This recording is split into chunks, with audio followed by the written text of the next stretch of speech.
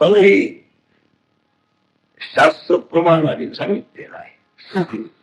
सृष्टी निर्माण करताना प्रत्येक जीवाची कर्म हे सृष्टीला एक कारण आहे म्हणून त्यांनी सांगितलेलं आहे. ईश्वराला काही काम नाही आहे, कशाला करायची सृष्टी आणि ही सृष्टीची रचना ही अशी का झाली, वैषम्य काय, हाही प्रश्न आहे. ईश्वर समर्थ आहे तर सगळे सुखी, सगळे श्रीमंत, सगळे ज्ञानी त्यांनी का करू नये असं माणसं तर नाही ना. तर ईश्वराला इच्छाशक्ती जरी असली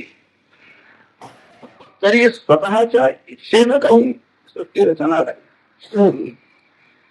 निमित्त म्हणून जे कर्मजीवांचं आहे, म्हणजे जीवही अर्थात ज्या वेळेला आहे प्रलय झालेला आहे, नंतर पुन्हा सृष्टी झाली, त्याच्यानंतर पुन्हा प्रलय, हे कार्य सारखं चालू आहे. बुद्धिवादाला, आधुनिक बुद्धिवादाला सृष्टी प्रलय बदलले हे काही आणखी बुद्धीला पटत नाही. परंतु ह्रास होणं, कोणताही शक्तीचा ह्रास म्हणा, ज्ञानशक्तीचा हा जो ह्रास होतो, पुन्हा वृद्धी होती, हे जे सगळं चाललेलं आहे, जास्तीत जास्त बुद्धी वाढावी, कायदे वगैरे जे करतात, केले जातात आधुनिक बुद्धीप्रमाणे, त्या कायद्यांचा तरी उद्देश काय आहे? सर्व ही प्रजेला आणि जास्तीत जास्त सुख मिळावं हा उद्देश आहे. सर्वांना सारखं सुख मिळेल काय असा कायदा होऊ शकेल काय? सर्वांची कर्म सारखी असतील तर सर्वांना सारखं सुख मिळेल, पण तशी कर्म होऊ शकत नाही. शिक्षणामध्ये जसं आणखी विविधता आहे, कोणत्या शिक्षणाने किती शिक्षण घेतलेलं असताना कोणची नोकरी कोणाला द्यायची, कमी शिक्षण असलेल्याला कोणची द्यायची, हे वैषम्य हे आधुनिक बुद्धिवादालाही आणखी मान्यच केलेलं आहे ना. काही न शिकलेला आणखी मोठी नोकरी द्यायची, सगळ्यांना द्यायची असं शक्यच नाही, कार्यच होणार नाही. जे कार्य करायचं आहे, नोकरी दिल्यानंतर त्याच्याकडून जे कार्य अपेक्षित आहे ती देताना त्याचं जे ज्ञान आहे त्या ज्ञानाप्रमाणे आणखी कार्य त्याच्यावर सोपवलेलं असतं, आणखी ते कार्य तो करतो आहे. त्यातही आता पुष्कळ विषमता होती, तो विचारात करायचा नाही आपल्याला. पण ही जी विविधता आहे, बुद्धीचं वैषम्य हे आधुनिक बुद्धिवादाला सुद्धा मान्य करावं लागतं. कारण तशा प्रकारचं कार्य चाललेलं आहे ना. सगळेच आणखी प्रधानमंत्री होत नाही, सगळेच राष्ट्रपती होत नाही, शक्यच नाही आहे. तर तिची योग्यता जी आहे ती बुद्धीची योग्यता, ही बुद्धीची योग्यता पाहून आणि अशा प्रकारची ज्यांना काही घटना नाहीत असं आहे का? काही नाही, इच्छेप्रमाणे केलं, आक्षेप होत घेणार नाही का? आणि इच्छाशक्तीचा हा सदुपयोग होईल का? म्हणून प्रत्येकाला काहीतरी कर्तव्याची जाणीव व्हायला पाहिजे की आपली उन्नती करून घेण्याकरता ही योग्यता आपण मिळवली पाहिजे. हे प्रत्येकाला समजून सांगितलं त्याने. वेगळी वेगळी जी कर्तव्य प्रत्येकाची नेमून दिलेली आहे, प्रत्येक वर्ण आहे, प्रत्येक आश्रम आहे, त्यांची त्यांची सगळी कर्म, त्यात पुण्यकर्मही असेल, पापकर्मही असेल, त्या सर्वही कर्मांचं फल देणं म्हणजे सृष्टी आहे. सर्व कर्मांचं फल म्हणजे सृष्टीची रचना आहे. ती सृष्टी रचना विषमही असलीच पाहिजे. सर्व कर्म सारखी नाही आहे, सगळी पुण्यही सारखी नाही, सगळी पापही सारखी नाही आहे. कर्मामध्ये सुद्धा पुष्कळ फरक आहे. जरी आणखी परीक्षा दिली, उत्तम पदवी जर झाला, तरी त्याची नैसर्गिक बुद्धी ही वेगळी आहे. सगळेच पदवीधर काही सगळे मोठ्या पदावर जाऊ शकत नाही आहे. एखादा पुच्छ एकंदर त्याची नैसर्गिक बुद्धिमत्ता किंवा त्याला शिक्षण घेऊन त्याला त्या बुद्धीचा प्रकाश जास्ती विकास ज्यांनी करून घेतला किंवा झाला म्हणा तुझा तो पुढं.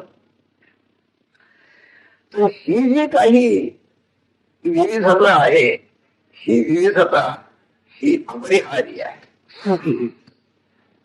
सृष्टी करायची म्हणजे विषमसृष्टी होणार आणि ती विषमता त्या विषमतेचं कारण म्हणजे प्रत्येक जीवाकडून झालेली कर्म आहे ते कर्म त्याला निमित्त कारण हे ईश्वराच्या सृष्टीमध्ये त्यांच्या घटनेमध्ये त्या एकंदर प्रमाणाने मान्य केले. त्याशिवाय याचं उत्तरच देता येत नाही. नाहीतर ईश्वर हा हुकुमशाह आहे असं म्हणायचं, काहीतरी नावं ठेवायचे आपलं काम बसायचं, असं करावं लागेल. सर्वज्ञ आणखी सर्वशक्ती संपन्न ईश्वर आहे ही अगोदर जाणीव पाहिजे. हा सगळा विचार सृष्टीचा करायचा झाला.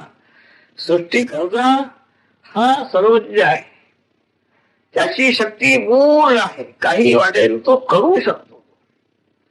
पण वाटेल ते करण्याचं सामर्थ्य असतो तरी सुद्धा कायद्याप्रमाणे करायला पाहिजे.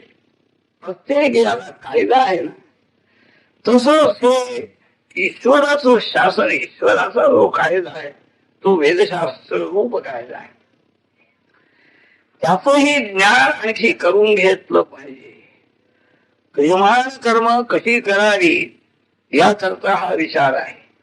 पूर्वी काय झालेला आहे त्याचा परिपाक कसा होईल ते काय आपल्याला विचार करताही येत नाही, आपल्याला स्मरणही नाही आहे. ते काय होईल ते होईल. पण पुन्हा आपली सुधारणा कशी करायची, सोयम दुःखम अनागतम योगशास्त्रकार सांगतात. दुःखाचा प्रतिकार करायचा. सध्या जे दुःख चालू आहे त्याला औषध घेतलंच पाहिजे. चाललाय किती दिवस जाते तितकं सोसलं पाहिजे, तितक त्याला काही इलाज आहे. पुन्हा असे दुःख होऊ नये याकरता विचारी माणसाने पुढच्या दुःखाचा परिहार व्हावा की येऊ नये हा मुख्य विचार आहे. आता भारी दुःख येऊ नये याच्या करता दुःखाचं कारण काय, सुखाचं कारण काय हे समजून घेतलं पाहिजे. हे समजल्यानंतर त्याप्रमाणे वागलं पाहिजे. ही जी कर्म म्हणून दुःखाची कारण सांगतात, पुण्यकर्म सुखाचं कारण म्हणतात, त्याचप्रमाणे पापकर्म घडली म्हणजे दुःख त्याच्यापासून उत्पन्न होत. हे जे शास्त्र प्रमाणाने आणखी सांगून दिलेलं आहे त्याप्रमाणे जर आपण ज्ञान संपादन करून जर व्यवस्थित वागलो या जन्मामध्ये, क्रियमान कर्म जर चांगलं झालं तर पुढं त्याची उन्नती इष्ट सुख हे त्याला मिळू शकेल. पापकर्मापासून बुद्धीला परावृत्त करायचं, जीवन भरवळा करायचं, ज्ञानाचा हाच उपयोग आहे. कारण त्याची फलही त्यांनी सांगितलेली आहेत त्या सगळी. नुसतं नरकलोकामध्ये जावं लागतं एवढंच नाही आहे. नरकामध्ये तो जाईल असतो, परंतु पुन्हा शिल्लक राहिलेल्या कर्माने पुन्हा जन्म येणार आहे. तो जन्म कोणता येईल याचाही नियम नाही. त्याच्या शरीरामध्ये आल्यानंतर पुन्हा सुख दुःखाचा संबंध हा लागलेलाच आहे. नरकामध्येही काही दुःख असेल, स्वर्गामध्ये काही सुख असेल, परंतु ती सुख दुःख संपली म्हणजे जन्म संपला असं नाही आहे. अनंत जन्माची कर्म, त्या सगळ्याही कर्मांचं फल म्हणजे सृष्टी जोपर्यंत आहे तोपर्यंत हे आहे. प्रलय झाला तरी सुद्धा ती सगळी कर्म स्थगित झालेली आहे. सर्व सृष्टीचं कार्य थांबलेलं आहे, अर्थात बाकीचं तेही थांबले. कर्माचं फल म्हणजे सृष्टी आहे ती थांबली सध्या. सर्व ही कर्मांची शक्ती स्थगित झालेली आहे. पुन्हा सृष्टी करण्याच्या वेळेला पुन्हा ती सगळी कर्म पाहून सृष्टी करायचं कार्य सांगते. तर त्याला सांगतायत महाराज, कर्मस्य यंत्रवत् पुण्यभावः प्रत्यायत्तचेष्टस्य जंतोरूर्ध्वमधोगती. कर्म हे त्याला कारण आहे म्हणतात. हा जो सारखं भ्रमण चाललेला आहे, संसार म्हणजे संसर्ग भ्रमण सारखं चालू आहे. या जन्मातून पुढच्या जन्मात हा देह सोडायचा, दुसरा देह घ्यायचा, हे सारखं चालू आहे. यंत्राप्रमाणे पुण्य पाप हे कर्म घडलेलं आहे आणि त्या कर्माने, त्या पुण्य पापाने तशा प्रकारचं पुन्हा पुन्हा कर्म होत आहेत. शास्त्रज्ञान संपादन करू, शास्त्रज्ञ पुरुष महात्मे यांची संगती मिळवून ज्ञान मिळालं तरी संगतीही चांगली मिळाली पाहिजे, त्यांचं आचरणही पाहायला मिळालं पाहिजे, त्यांचा उपदेशही पाहायला पाहिजे, ऐकला पाहिजे. म्हणजे प्रकृत्यागत्व चेष्टस्य म्हणतात, या प्रकृतीच्या अधीन याची सगळी कर्म आहे. अर्जुनाने आरंभाला पुष्कळ सांगितलं, मला हे पसंत नाही आहे, हे युद्ध कर्म क्षत्रियांचं कर्म अत्यंत भयंकर आहे, सगळ्यांना मारायचं आहे, हिंसा करायची आहे, हा काय धर्म झाला काय म्हणाले. असला कसला क्षत्रियाला धर्म सांगितला आहे. म्हणजे शास्त्रही मान्य नाही किंवा युद्ध करणारे जे काही असे भीष्माचार्यासारखे मोठे धर्मंत तेही युद्ध करायला आलेले आहे, त्यांचंही तेही पसंत नाही. त्या शास्त्रज्ञ पुरुषांचा आचारही मान्य नाही, शास्त्रही मान्य नाही. आपल्या बुद्धीनच त्यांनी धर्माचा विचार करून मला युद्ध करायचं नाही असं ठरेल. तर प्रकृत्यायत्त ज्येष्ठ नाही म्हणाले, तो सोडू शकणार नाही युद्ध, हे त्याला मुद्दाम बजावलेला आहे. उपदेश अनेक प्रकारचे आहे. जीव जो आहे त्याची कर्म त्याच्या बुद्धीनं होतात असं नाही आहे. त्याची जशी प्रकृती असेल, संस्कार जसे बुद्धीमध्ये असतील, वासना संस्कार ज्याप्रमाणे बुद्धीमध्ये त्यांनी करून ठेवले असतील, त्याच्या अधीन त्याची कर्म आहे. म्हणून संस्कार चांगले बुद्धीमध्ये करावे, सात्विक बुद्धी बनवावी, राजस तामस बुद्धी जर असेल ती आणखी निरसन करावं. याकरता जर मनुष्य जन्मामध्ये प्रयत्न करायला सांगितलेला आहे ना, सगळं पुढं मांडून ठेवलेलं आहे आणि समजून घेण्याकरता बुद्धी दिलेली आहे. त्या बुद्धीनं ते समजून घेऊन त्याच्यात काय सोडायचं आणि काय करायचं हे समजलं पाहिजे. आणि त्याच्याकरता मार्गदर्शक जे आहेत महात्मे, त्यांची संगती घडली पाहिजे. प्रत्यक्ष संगती महात्म्यांची घडणे याला पुष्कळ पुण्य पाहिजे.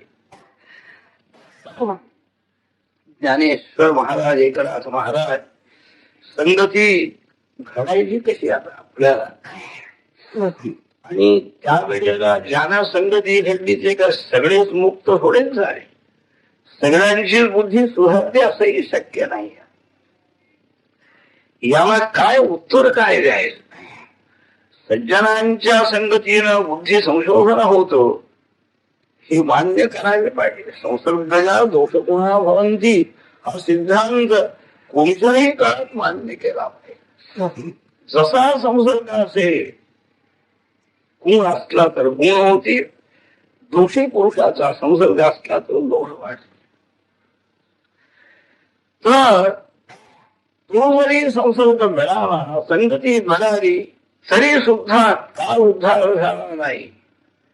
ज्ञानेश्वर महाराजांनी, एकनाथ महाराजांनी त्यांचा दोष म्हणायचा का आम्ही, त्यांनी लक्ष दिलं नाही असं म्हणायचं.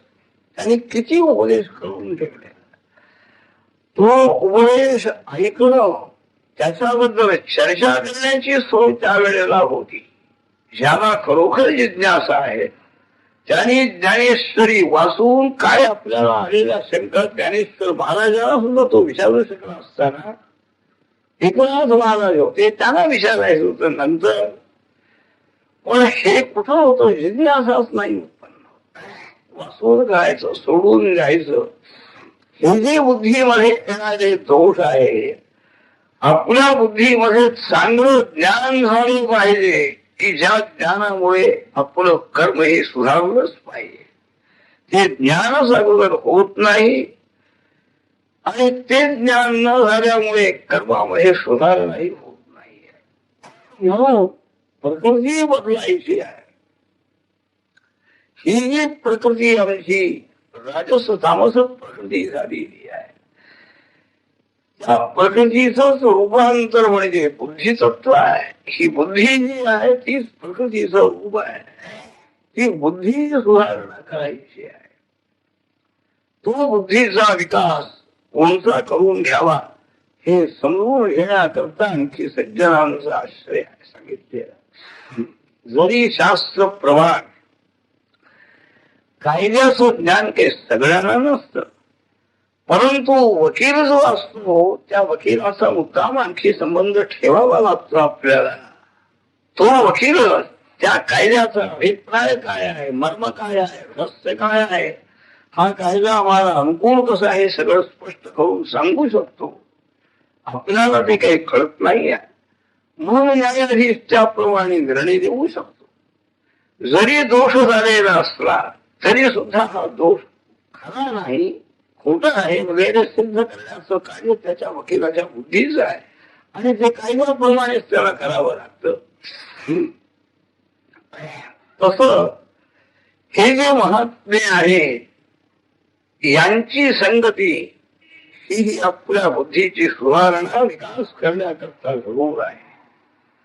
तेव्हा पुण्यपापात्मक कर्म समजून घेणं, ती समजून सुद्धा पक्की झाली पाहिजे, निश्चय झाला पाहिजे. असं वागलं तर कल्याण होतं, नाही तर नरकाला जावं लागतं, हे सुद्धा पक्क झालं पाहिजे. आणि त्याप्रमाणे संस्कार आपल्या बुद्धीला झाले म्हणजे आपोआप ते आपलं अंतःकरण आणि इंद्रिय वगैरे चांगल्या कर्माकडेच प्रवृत्त होतात. तसेच संस्कार, तशीच बुद्धी ही बनवली गेलेली आहे. सज्जनांच्या कृपेनं, त्याच्या जिज्ञासून, त्याच्या प्रयत्नाने ती त्याने बुद्धी बनवली आणि तशी बुद्धी आपली राहावी याकरता हे मोठे मोठे लोक त्याकरता प्रयत्न करीत असतात. तेव्हा जीवाला ऊर्ध्वगती किंवा अधोगती ही त्याच्या कर्माचं फळ आहे. कर्मामुळे झालेले जे काही बुद्धीमध्ये असलेले संस्कार, त्या संस्काराच्या अधीन तो आहे. त्यामुळे त्याला तशी पुन्हा कर्म होतात. ते संस्काराची सुधारणा झाली म्हणजे कर्मामध्ये सुधारणा होत. पुष्कळ त्यांनी हे सांगितलेलं आहे, काय काय कर्म आहेत वगैरे. आपले गुरु, माता पिता, स्त्री, बालक, धर्माचरण हे सगळं सोडून, कुलदेवता सोडून देणारा, जीवांची हिंसा, जीवाला पीडा देणारा, असत्य भाषण करणारा कितीतरी कर्मानुसार आणखी उल्लेख केलेला आहे.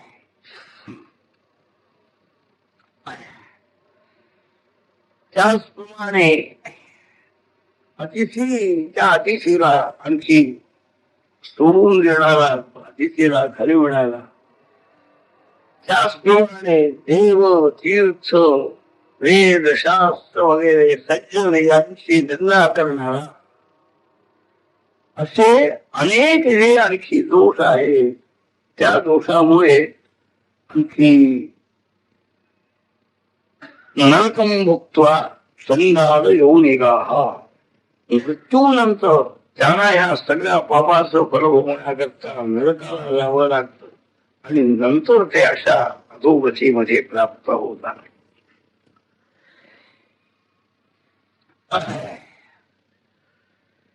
अशा रीतीनं सर्वही वर्णाला, सर्वही आश्रमाला उद्देशून ही सगळे कर्मचारी सांगितले.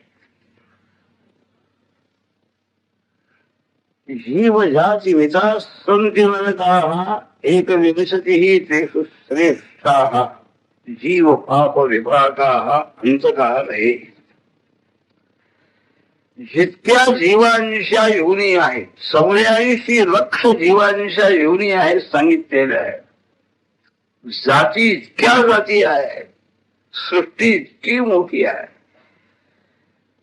जलचर प्राणी आहे, सरचर प्राणी आहे. धान्य म्हणून आपण नुसतं म्हणतो, पण धान्यामध्ये सुद्धा किती जाती आहे. आंबे जरी असली तरी आंब्याच्याही किती जाती आहे. तांदळामध्ये किती जाती आहे, गव्हामध्ये किती जाती आहे. अशा प्रत्येकामध्ये वेगळ्या वेगळ्या आणखी अशा प्रकारच्या जाती आहेत. आणि हे सगळेही जीव आहेत म्हणतात. स्थावर पदार्थ स्थावर योनी जरी प्राप्त झाली, वृक्ष शरीर जरी म्हणाल तरी त्याच्यामध्ये असणारा एक जीव आहे. त्या जन्माला तो गेलेला आहे. अत्यंत आणखी परतंत्र त्या योनीमध्ये आहे. सर्व योनीमध्ये अधोगती म्हणजे स्थावर योनी प्राप्त होणं ही सगळ्यात शेवटची अधोगती आहे. त्यातल्या त्यात 21 नर हे मुख्य म्हणून त्यांनी सांगितलं. आणि जशी जशी जीवाची पापकर्म असतील त्या पापकर्माचं फल म्हणून फल भोगण्याकरता हा जो अंतक आहे मृत्यू यमधर्म, हा त्या नरकामध्ये त्यांना ते फल देतो आहे. पाप भोग होऊन जाण्याकरता.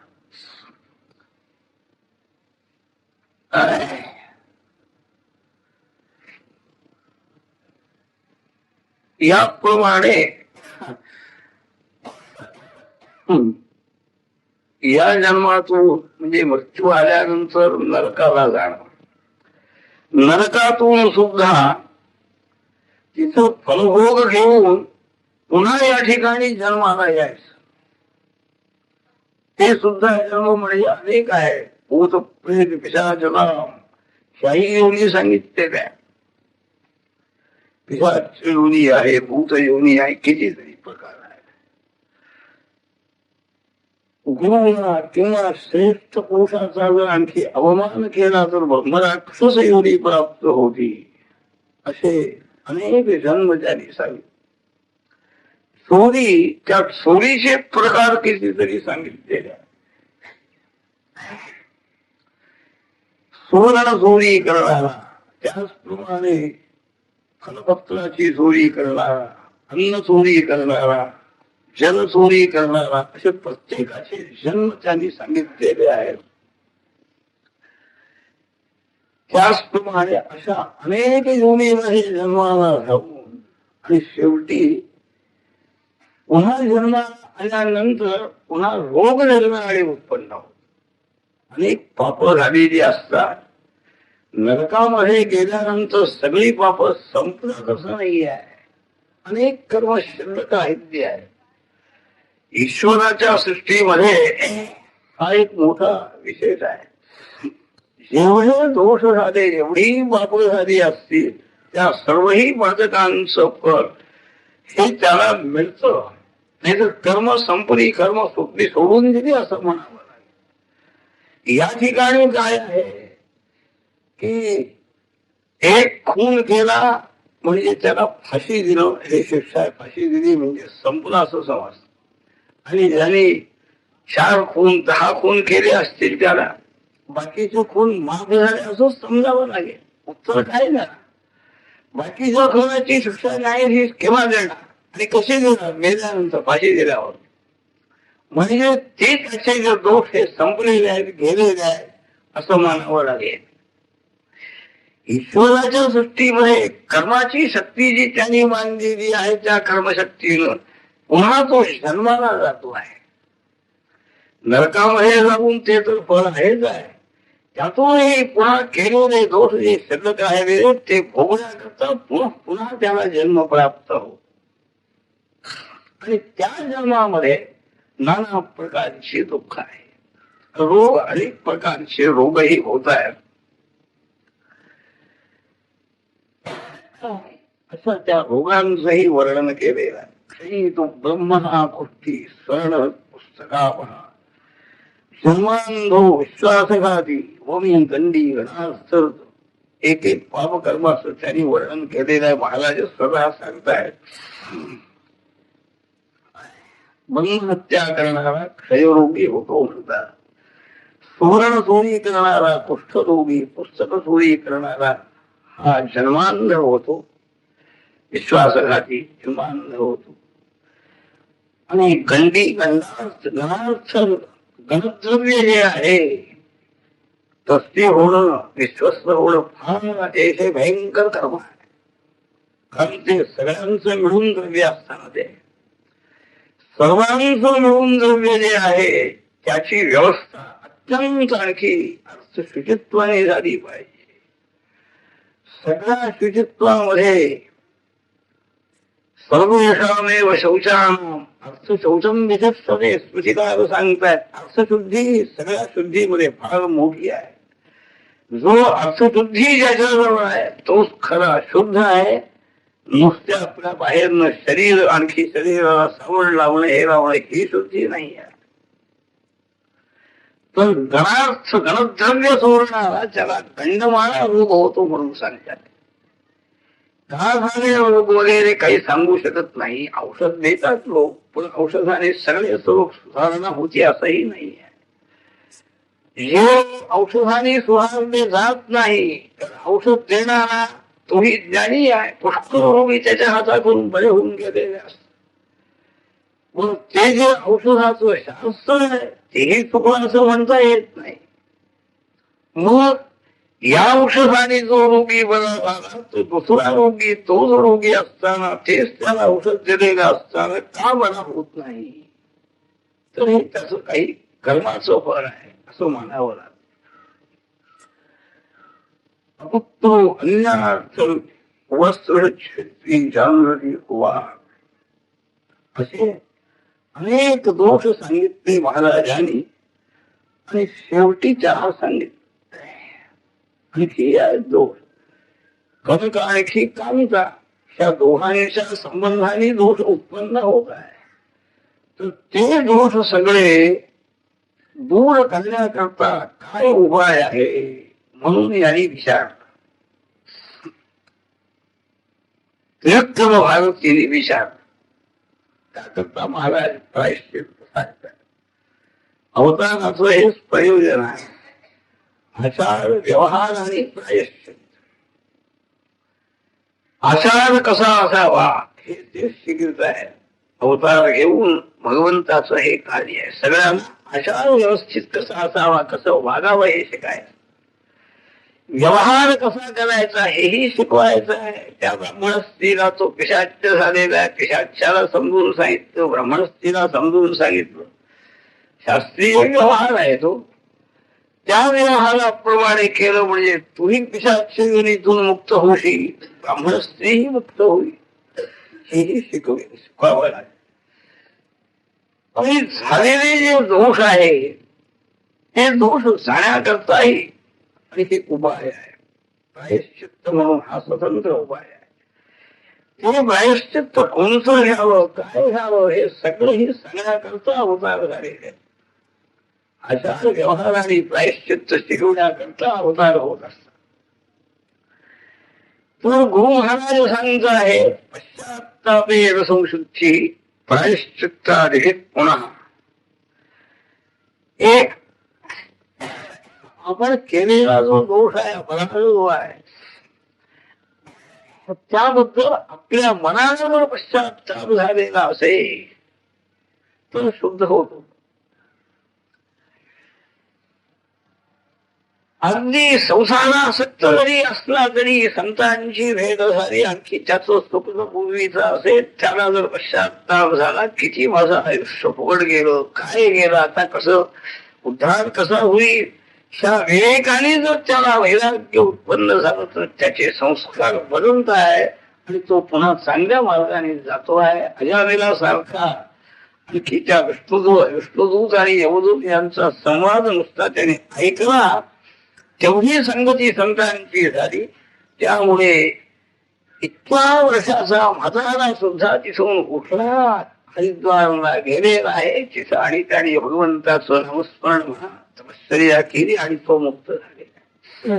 जन्म संबंध जन्म ज्याचा आणखी पापकर्म करण्यामध्ये गेला त्याला सुद्धा पश्चाताप झाल्यानंतर त्याची शुद्धी झालेली आहे.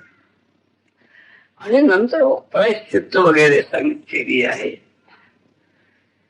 अनेक प्रकारची प्रायश्चित्ताचे आणखी प्रकार आहेत. महापातकाची प्रायश्चित्त निराळी, अल्पपातक वगैरे जे आहेत त्यांची प्रायश्चित्त निराळी आहे. अल्पपातकाला तीर्थामध्ये 10 वेळा स्नान करणं वगैरे सांगितलेलं आहे. अथवा 200 वेळा प्राणायाम करणं हे सुद्धा समजून घेऊन करायला पाहिजे. सूर्यधारण करणं अथवा सद्गुरू दर्शनान महत्व हेही सांगतात. सद्गुरूंची जर भेट झाली त्यांच्या दर्शनाने पाप सुद्धा नष्ट होत आहे.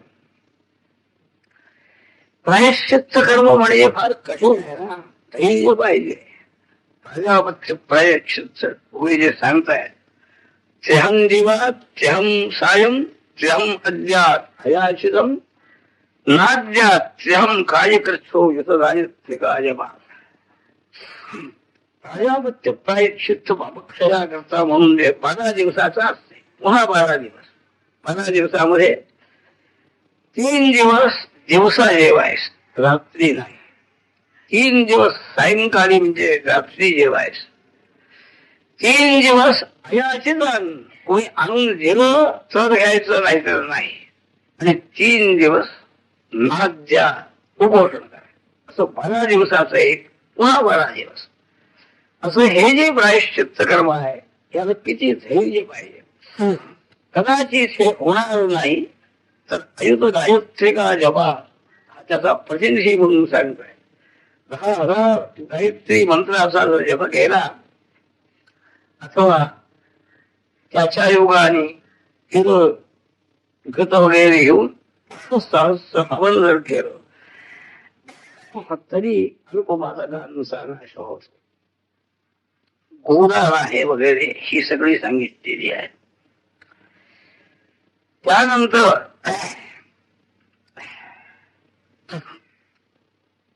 तीर्थस्नान सांगितली. भिन्न भिन्न तीर्थामध्ये जाऊन स्नान करणं यांनी सुद्धा पापनष्टची होते.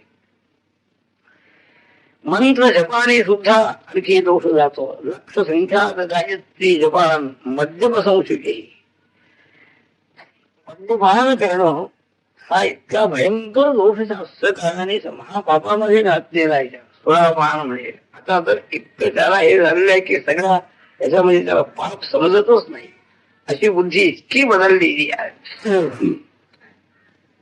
त्याला नुसता स्पर्श केला तरी तो अवयव तोडून टाकावा इतकं त्याचं भयंकर पाप वर्णन केले.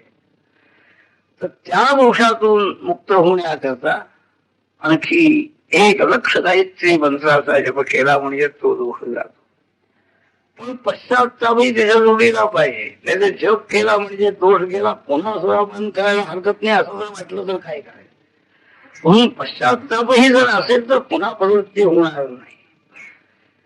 सप्तलक्षा सरहर्तु पावमानी विरक्तो असे निर्णय हे सांगितले. 7 लक्ष जप केल्यानंतर 16 नसते दोष जातो. होमादिकांच्या योगानेही दोष जातो आहे. असे अनेक मंत्र वेदमंत्र वगैरे जे आहेत त्या मंत्रांचा जप आणि तो नियमपूर्वक झाला पाहिजे. नियमपालनपूर्वक. चांगला व्रत म्हणून एक सांगितलं. ते तर अतिशय कठीण आहे. शरीर त्या शरीराची आसक्ती कमी झाल्याशिवाय ते प्रायश्चित्त कर्म होऊ शकत नाही. शुक्ल पक्षामध्ये 1 घास जेवा. प्रतिपदेला 1 घासच खायचा. दुसऱ्या द्वितीयेला 2 घास, तृतीयेला 3 घास, पौर्णिमेला 15 घास. पुन्हा 1 घास कमी कमी करत जायचा आहे. शरीराला किती सवय झालेली आहे आमच्या आहाराची. 2-2 तासांनी 3-3 तासांनी आम्हाला आहाराची आठवण होती, खाण्यापिण्याची. हे सगळं ही प्रायश्चित्त म्हणजे शरीराची आसक्ती कमी करून हे जर विधिवत प्रायश्चित्त केलं त्याच्या योगाने ही शुद्धी होती. त्यानंतर पंचगव्य आहे, गोमय आहे, गोमूत्र आहे, दही, तूप, आणखी दूध, हे सगळं आहे. आणखी त्यात गर्भोदक हे मिळून अगोदर त्याचं हवन करणं पंचगव्यानी, आणि तिने सर्वांग शांत आहे, सर्वही बाधकाच्या शांती करता हे आणखी पंचगव्य प्राशनही सांगितलेलं आहे. हे सगळं सांगितलं. शेवटी एक त्याने सांगून दिलंय, प्रायश्चित्तानि शीर्णानि दुष्टम हरिपराङ्मुखम नरीव सौरभांडन्न पुण्यस्फुरन्ति कथंचन.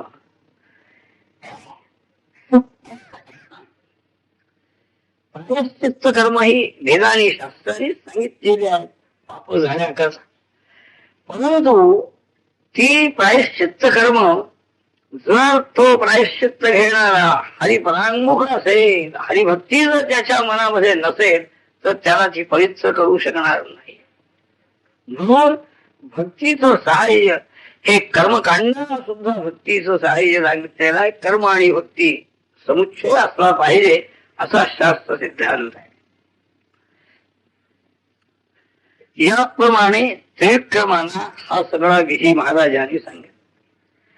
तो जो होता मी ब्राह्मण झालेलो आहे, मी ज्ञानी झालेलो आहे समजणारा, त्याला सांगताय प्राण माझा पितृ संध्यागा लब्धा छंदा जाते मासमाप्त नरी स्नानात प्रेत्य विप्रो भविष्यसी.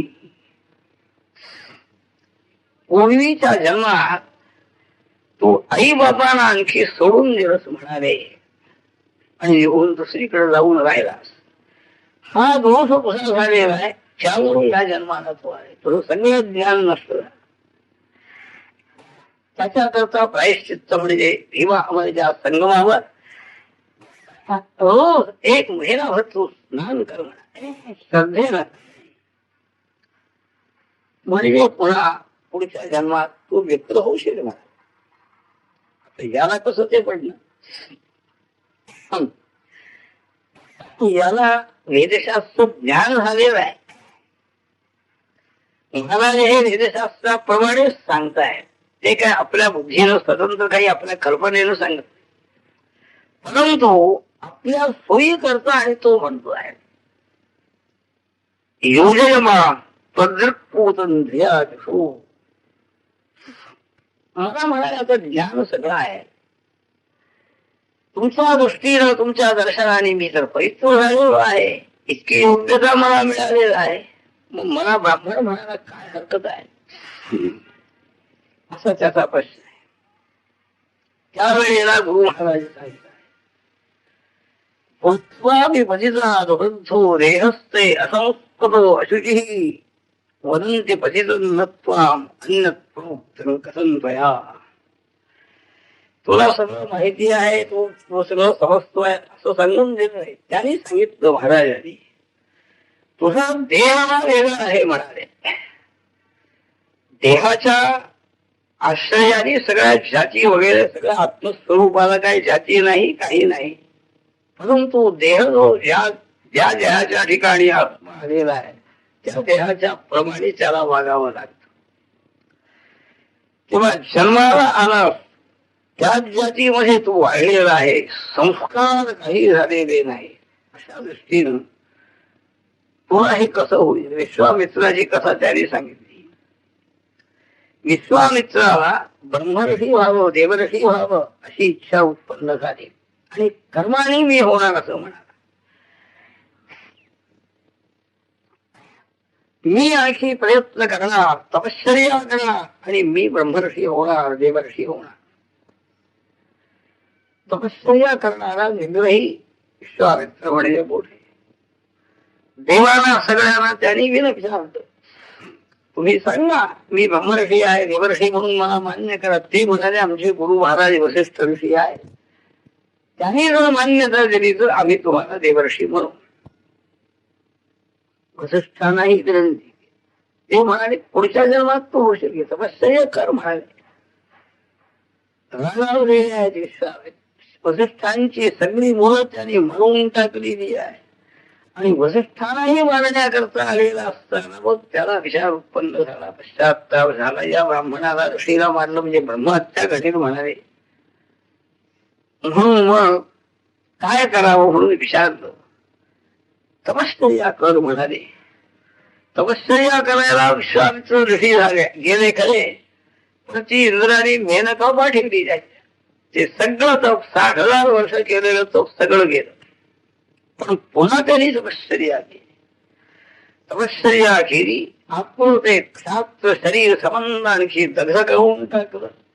नवीन शरीर शुद्ध धारण केलेलं आहे आणि त्या दृष्टीनं तो ब्रह्मर्षी किंवा देवर्षी विश्वामित्र झाले.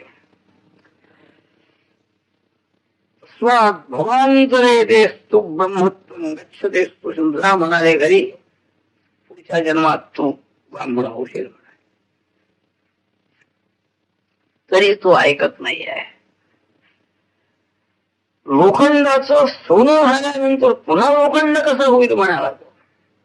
दृष्टांत काही युक्तिवाद काय कोणालाही करता येत. युक्तिवादाचा हा विषय नाही आहे. कर्माची अशी शक्ती आहे, त्या कर्माने असं होत आहे वगैरे, हे सगळं ही आणखी ठरलेलं आहे ना. जन्मांतराचा सगळा हा विषय आहे. तेव्हा कोणत्या कर्माने कोणचं होतं हे सगळं आणखी अतींद्रिय सगळं हे आहे. आपल्या इंद्रियाने संबंध दृष्टांत देऊन ते काय समजून घेण्याचं हे नाही आहे. ते मग कसं शक्य कसं आहे म्हणाला. सोनं झालेलं लोखंड होतं काय कुठं. हा काही ऐकत नाही. पाहिलं महाराजांनी. मग सांगितलं आपल्या शिष्याना, गावातला एखादा कोणी दुकानदाराला घेऊन या म्हणाले, पाणी घेऊन यायला सांगा त्याला. काही द्रव्य दिला असेल त्याला, घालून घेऊन आले.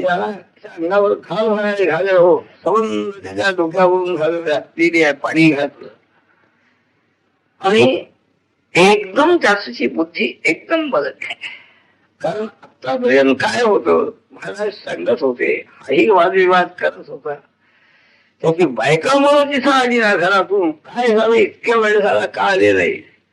तो म्हणाला मला शिवू नका, मी तुम्हाला आणखी तुमचा माझा काही संबंध नाही असं त्यांच्यावर मांडायला. ती बिचारी बाई मुलं सगळी आणखी केविलवाडी झाली. महाराजांना विनंती करायला सांगायला काहीतरी असं कसं म्हणा. त्यांनी सांगितलं, अरे तुझा विवाह झालेला त्या स्त्रीला नाही म्हणतोस. नाही म्हणा, मी कसं जाणार नाही. मग त्याच्याकडून त्याच्या अंगावर पाणी टाकलेलं आहे आणि त्याचं सगळं ते ज्ञान एकदम नाहीस झालं. बायका म्हणून पाहिल्यावर गेला तिकडं. त्रिविक्रमाला आश्चर्य वाटलं. त्रिविक्रम भारती म्हणाले, महाराज तुम्हाला दिव्य ज्ञान याला दिलं होतं आपण, आता त्याच ज्ञान आहे ते दिलं, याचा अर्थ त्याची आठवण स्मरण करून घेणं. पण ही सुद्धा शक्ती आहे ना. संपूर्ण वेळ प्रलयाच्या वेळेला सगळाच प्रलय होतो. पुन्हा सृष्टी रचना करण्याच्या वेळेला ब्रह्मदेवाना संपूर्ण वेदाचं ज्ञान आणखी भगवंतापासून प्राप्त होतं. नवीन उत्पन्न नाही, वेद नवीन केलं नाही. पूर्वी जशी सृष्टी होती तशीच सृष्टी पुन्हा झालेली आहे. सूर्य चंद्र काय असतील ते सगळे पूर्वीच्या सृष्टीमध्ये त्याचप्रमाणे. म्हणजे जसेच्या तसे वेदांचा आणखी उपदेश हे सुद्धा किती ज्ञान आहे ना. अनुपूर्वी काही बदल नाही आहे, ते तसेच्या तसेच त्यांना देऊन त्या द्वाराने त्या ज्ञानाच्या द्वाराने सृष्टी त्यांच्याकडून करून घेतली आहे. तर हे ज्ञान मान्य होईना त्याला. महाराजांचं ज्ञान, महाराजांचा शब्द याला तो काही मान्यता दे. एक महिन्यानंतर तो मुक्त होशील म्हटलं. परंतु शास्त्रीय ज्या मर्यादा आहेत त्या शास्त्रीय मर्यादा बुद्धिवादाच्या आपल्या केवळ बुद्धीनंच निर्णय करायचा असं म्हटल्यानंतर, बुद्धीनं निर्णय करायचा म्हटला तरी आपलीच बुद्धी, आपल्याच बुद्धीनं जे वाटतं तेच बरोबर आहे असं वाटलं तरी काय.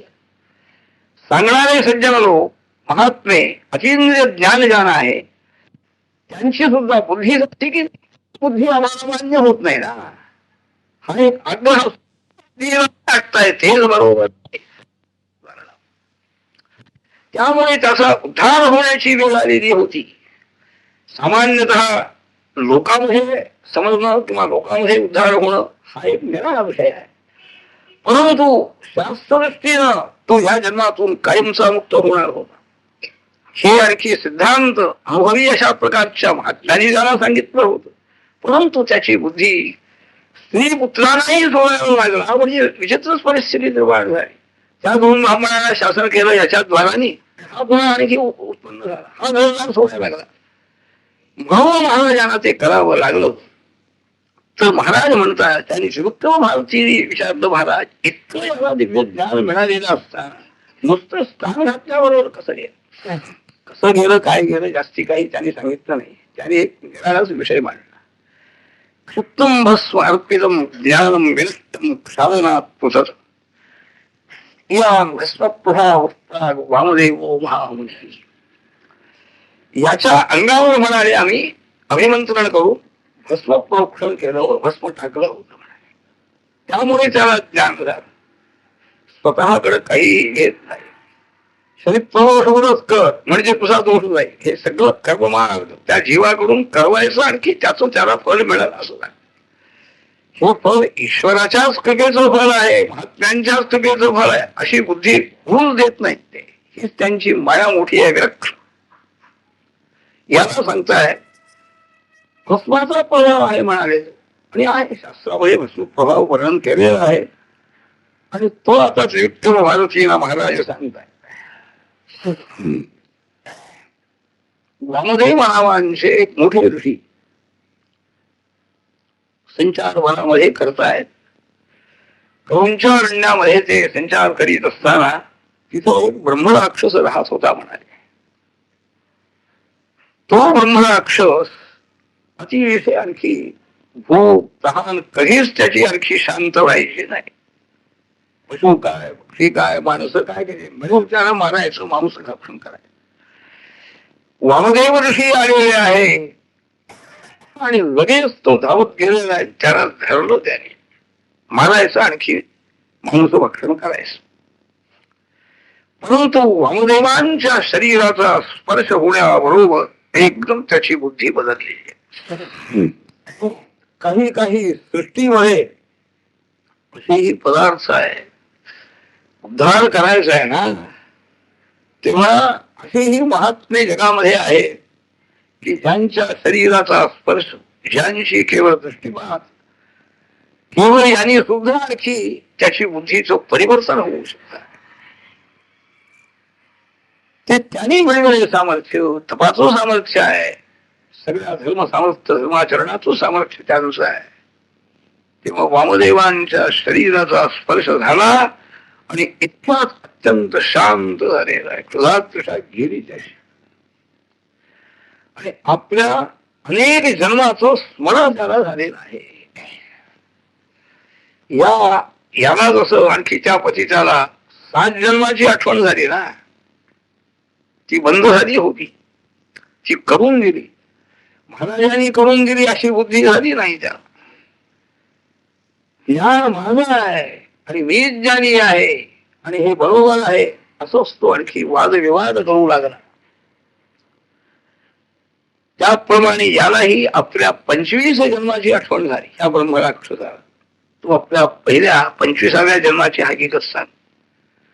पाक श्रीमत्तो विराट कामी ब्राह्मणाद्यंत जातीया भक्ता श्रेष्ठा सेवरूपाश्य सही काम सही कैकाम अनंतशः.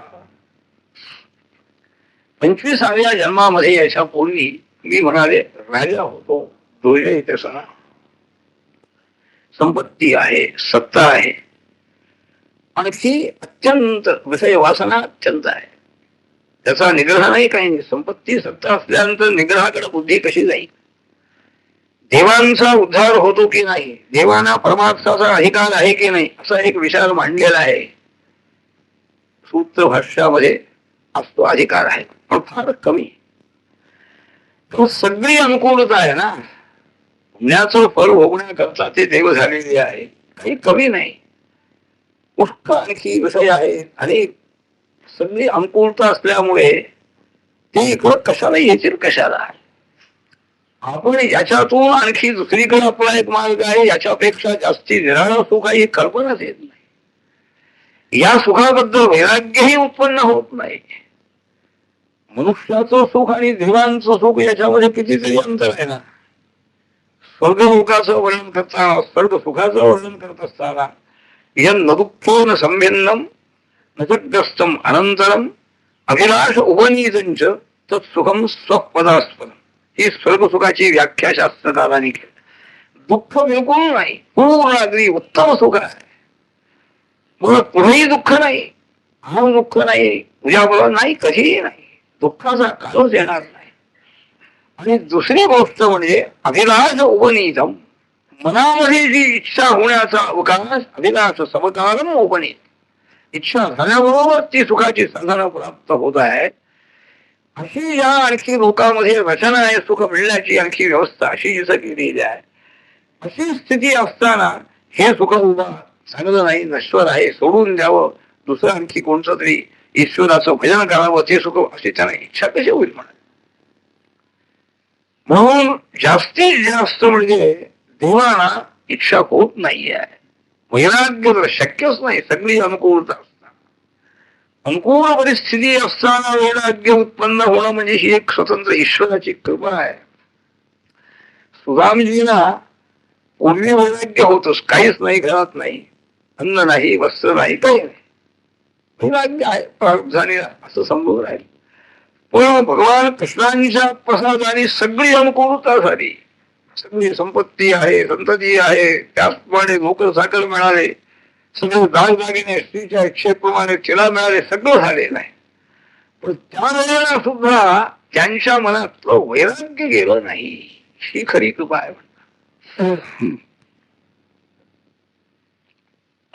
सगुण सुंदर पतिव्रता अनुकूल मिळाली या कांता, जो विसंबेना भगवत कथा भगवत कथा भागवत मुख्यता त्याशी होय.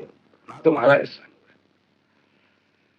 सारी ही राज्य संपत्ती, जो विसंबेना भगवत भक्ती, राज्य संपत्ती मिळून सुद्धा तो भगवंताकडून ज्याचं लक्ष दूर होत नाही, अंबरीश राजा कसा तोच खरा.